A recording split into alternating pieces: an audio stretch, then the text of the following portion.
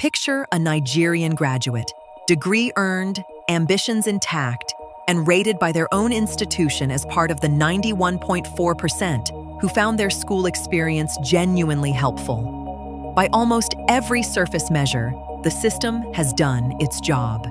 And yet when that same graduate is asked whether they feel truly, deeply ready for the professional world, only 1 in 3 says yes.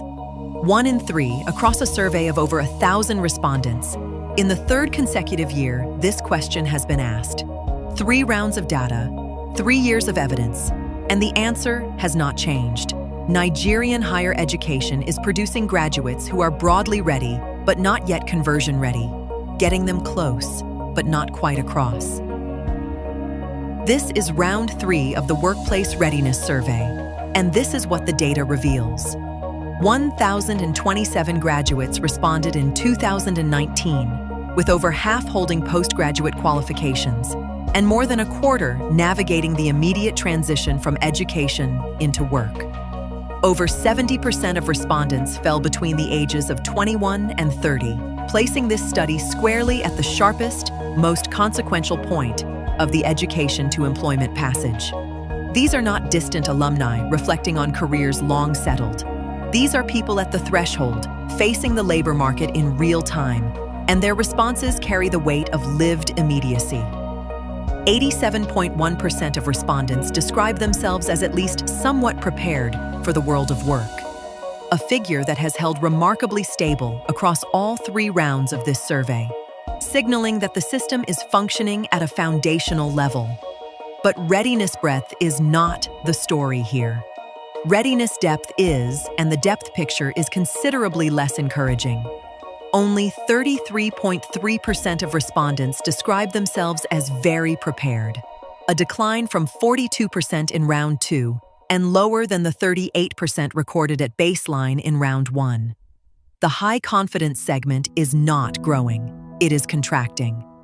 The dominant category at 53.8% remains somewhat prepared, a position that represents confidence without conversion, capability that has not yet found the infrastructure to become visibility in the labor market.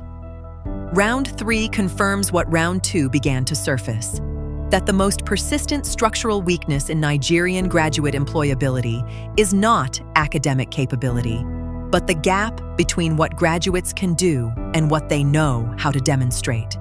Time management, teamwork, communication, problem solving, and critical thinking were all acquired by 55 to 59% of respondents. And that is genuinely to the credit of Nigerian institutions. But only 19.3% of graduates report learning career preparation, CV writing, or interview skills in school. 19.3%, a figure that has not moved across 3 consecutive rounds of this survey. It is not a fluctuation or an anomaly. It is a structural omission embedded in curriculum design, consistent across institution types, and compounding its impact on graduates with every passing year. These graduates are entering a competitive labor market with strong capability and weak visibility, and the bottleneck is not their intelligence. It is the signaling infrastructure that was never built for them. If one finding has defined this survey series across all 3 rounds, it is the overwhelming dominance of experiential learning as the primary driver of graduate readiness. 75.9% of round 3 respondents say that more internship and professional experience would have made them feel more prepared, and 56% identify internships as the single most helpful source of preparation, outperforming school learning content, volunteer programs, and career services combined. 3 rounds, the same answer, without exception. And yet internships remain optional in most Nigerian institutions, available to the connected and the resourceful, but not guaranteed, not credit-bearing, and not structurally embedded in the core curriculum.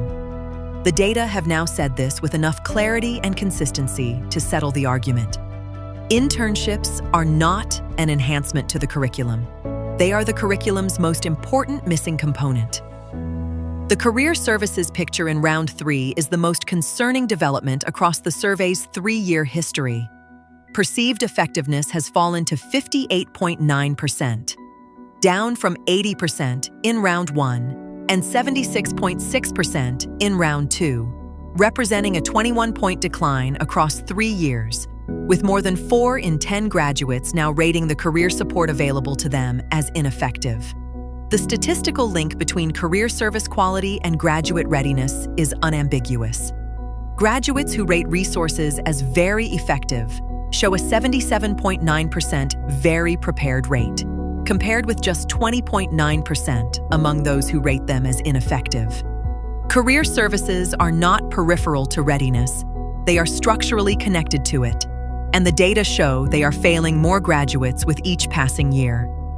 3 rounds of evidence now converge on a single clear conclusion. Nigerian higher education does not have a capability problem. It has a conversion problem. The system produces graduates who are broadly ready, widely optimistic, and deeply purpose-driven. But what it does not yet consistently produce is graduates equipped to translate that readiness into labor market entry efficiently, confidently, and on their own terms. The bottleneck is not learning. It is the space between learning and visibility, between competence and selection, between graduation and timely, relevant employment. Closing that gap requires internships embedded as institutional architecture, signaling skills taught and assessed as seriously as any academic discipline. Career services rebuilt not as offices, but as transition systems, and institutions willing to be measured not by how satisfied their students feel, but by whether those students actually cross the threshold. The evidence is in, the direction is clear, and the work is now one of will. Research for this study was commissioned by Nathan Leadgate through the workplacesurvey.com.